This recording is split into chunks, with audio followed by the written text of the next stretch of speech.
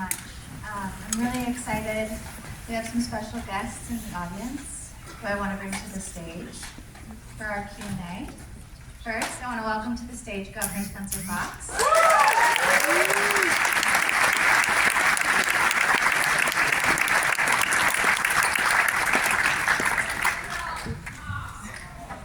Next, I'd like to welcome to the stage Bonnie Baxter.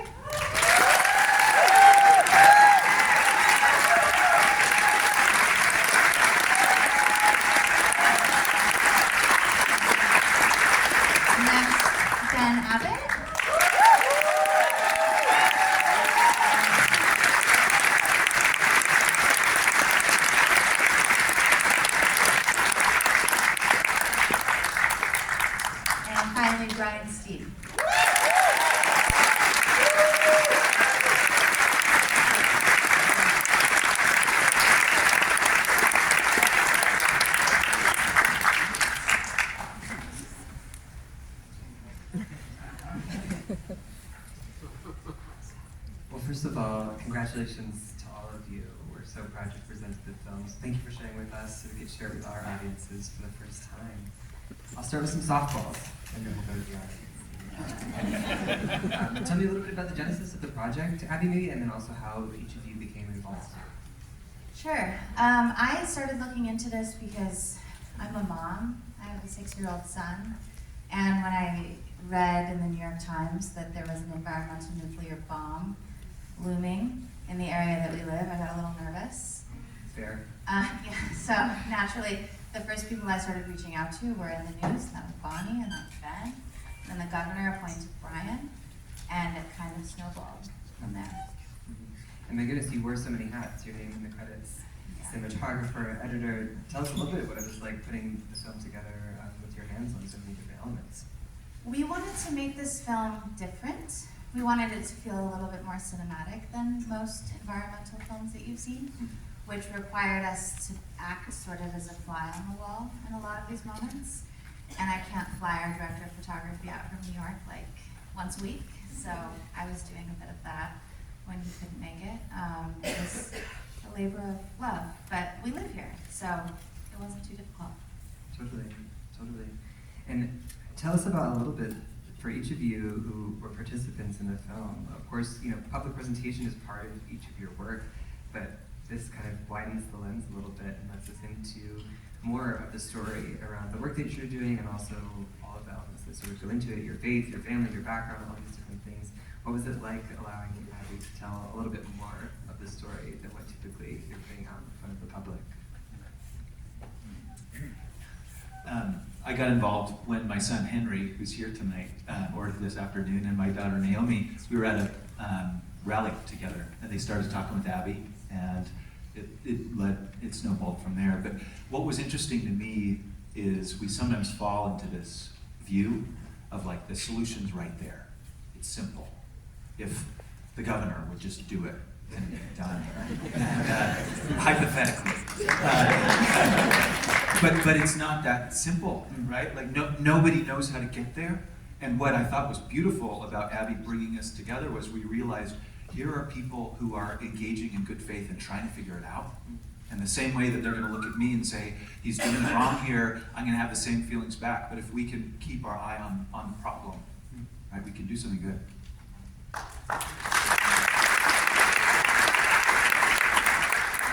I felt like when, I'd been trying for a long time to get the public's attention on Great Salt Lake. I started Great Salt Lake Institute at Westminster University, and it has an outreach arm. I wrote a children's book on Great Salt Lake. I wrote an obituary on Great Salt Lake. I wrote an essay about how Spiral Jetty is a witness to climate change. So I did a lot of writing that's really unique to a scientist because I was trying to get this story out there. And so when I first met Abby, I felt like we had the same goals in mind, and she had the tools to do it. And so I'm just really grateful for you and for this film and what it means. And I don't have cancer.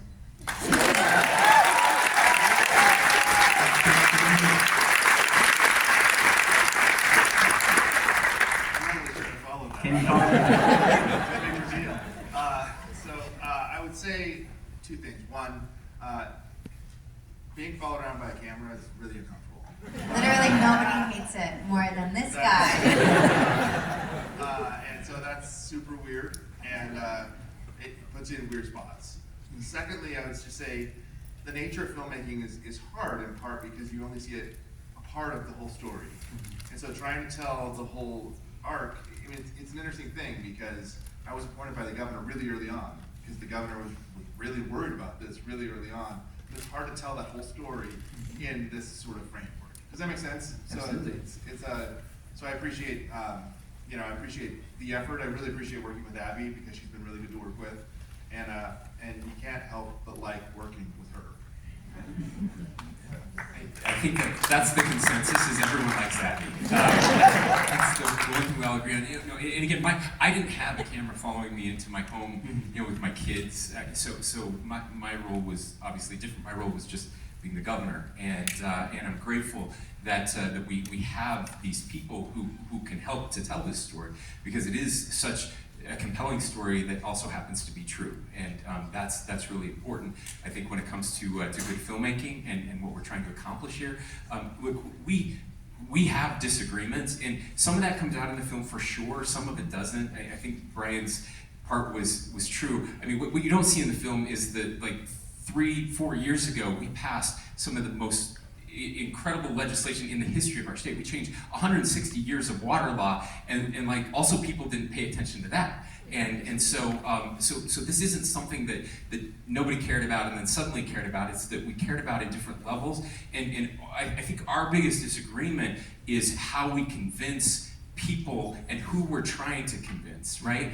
And I think the advocacy work is really good for convincing some people. I don't need to convince the people dressing up like birds that this is important, right? I have 104 legislators, and they see the world very, very, very differently. And so it comes out, it may come out that some of us don't care, but it's the way we're trying to communicate in a way that the people we need to convince will understand. And sometimes that looks terrible, but I think we're all trying to get to the same place, and that's where we are.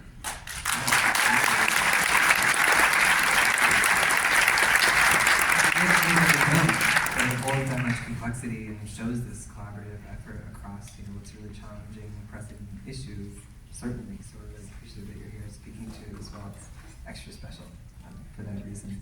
And I want to ask you about, the film itself as it relates to the way that this message will get out further and further. Of course, we have a bias here at Sundance. Imagining Good Cinema is a particularly potent, way to investigate these things, to get the word out there. I wonder how all of you see the film project as part of the larger project of getting the word out about what's going on with the Great Salt Lake, knowing that public awareness is still sort of cited as one of the things that is necessary to move this thing forward. I hope the film gets wide distribution. But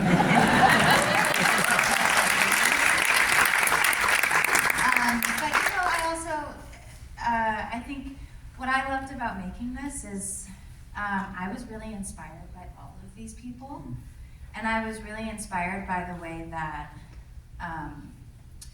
people in different areas of expertise and different political affiliations came together and cared about the same thing. And I really think that if Utah can do this, it's a blueprint for the rest of the country and the rest of the world. And I think that means that makes this story so much bigger. It's not just about Utah. It's about survival. And it's about people. Please. I'm really curious, by show of hands, how many people here from out of state, so out of Utah?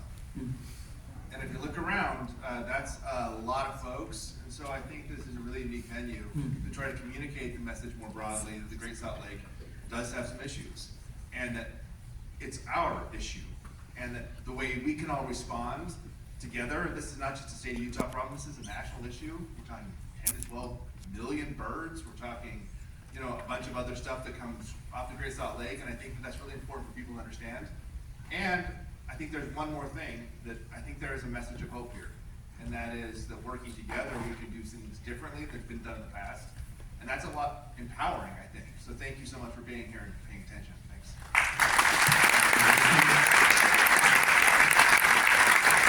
Any questions from the audience? Don't be shy unless you are shy. That's fine. Red checked shirt.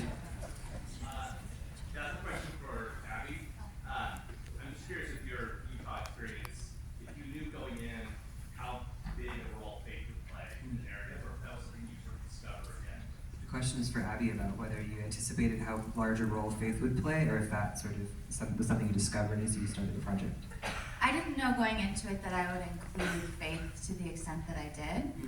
The reason I chose to do that is because I think today you only see faith in media as a tool for divisiveness. And I was really inspired by how universal a lot of what I was hearing within the LDS faith around this issue, how universal those messages were. And I was excited to share that with a national audience because I don't think that that happens very often. I like that I'm the token non-priesthood holder.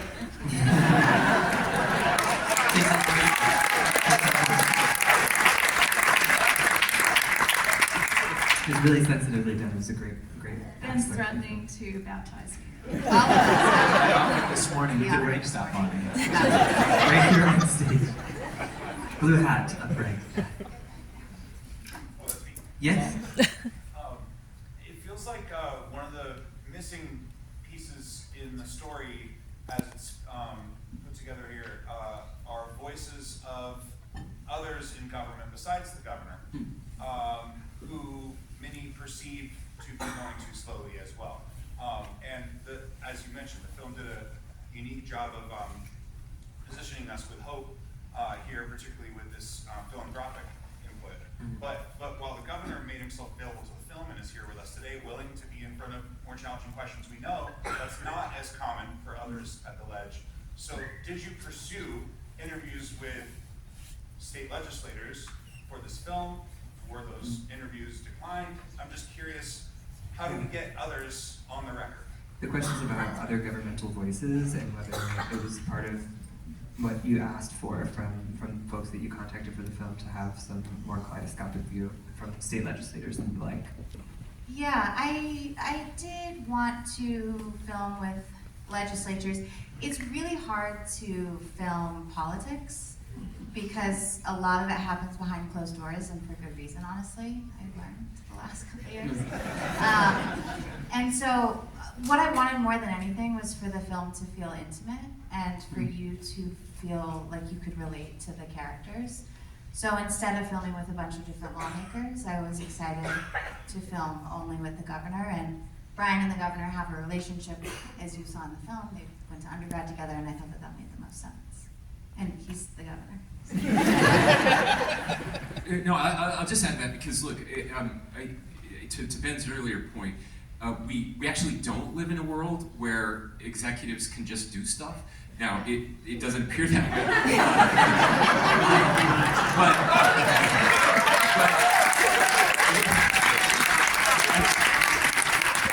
There's very little that a governor can do from a purely policy standpoint. Like, I do have an executive order that has prevented additional new water rights in the Great Salt Lake Basin. So we did that a couple of years ago. But really everything else I do depends on the legislature. The funding depends on the legislature. The actual laws that we had to change depend on the legislature. So we do have to work very closely with them. That's the only way to get this done.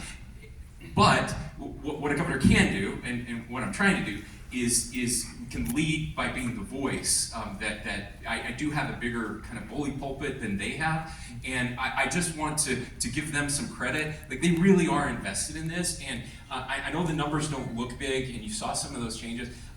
There's some things I can't share right now. We are in the middle of a legislative session, and things are moving. But I'm just telling you, over the next 6 months, you're going to see some really big investments, some of them coming from the state, some of them coming from other places, that will just dwarf anything that you've seen in the past. So the hope of it is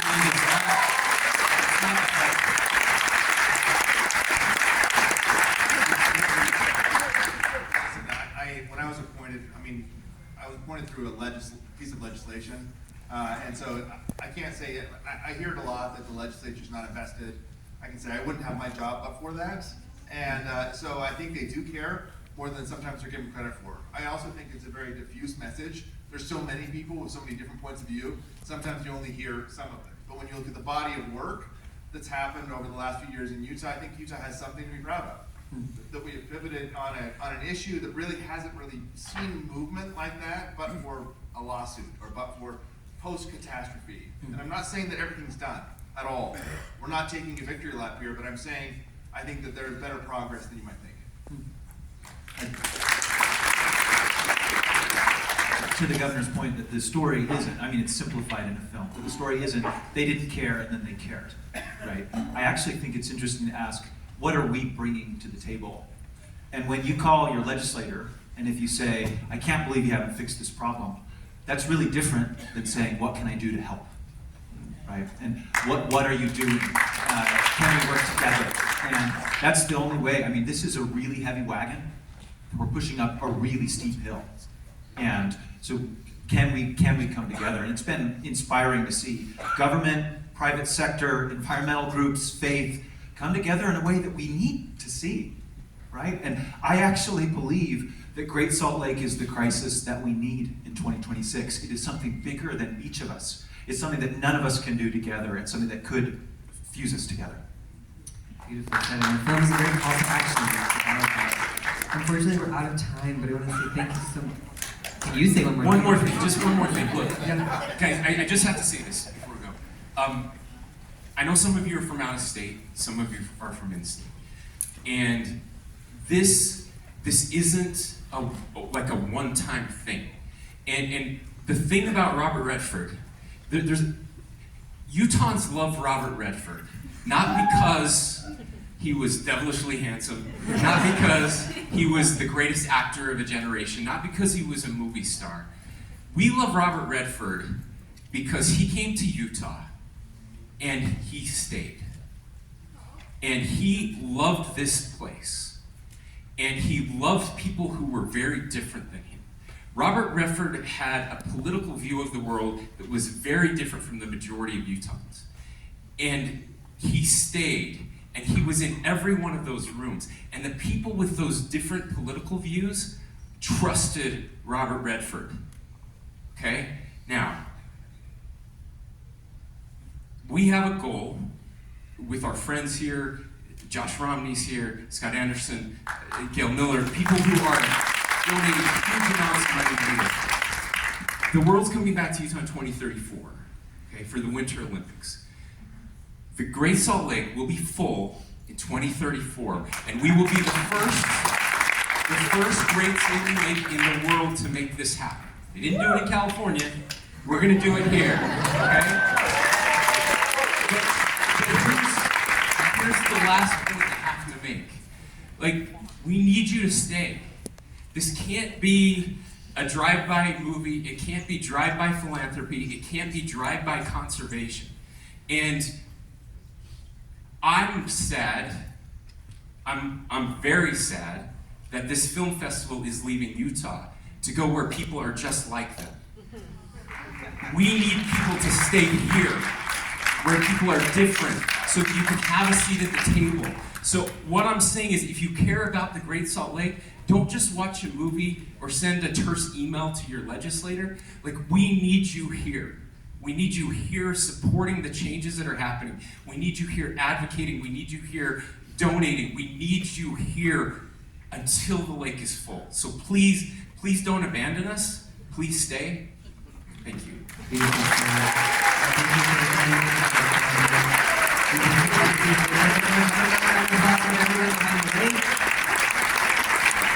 Enjoy the rest of the festival.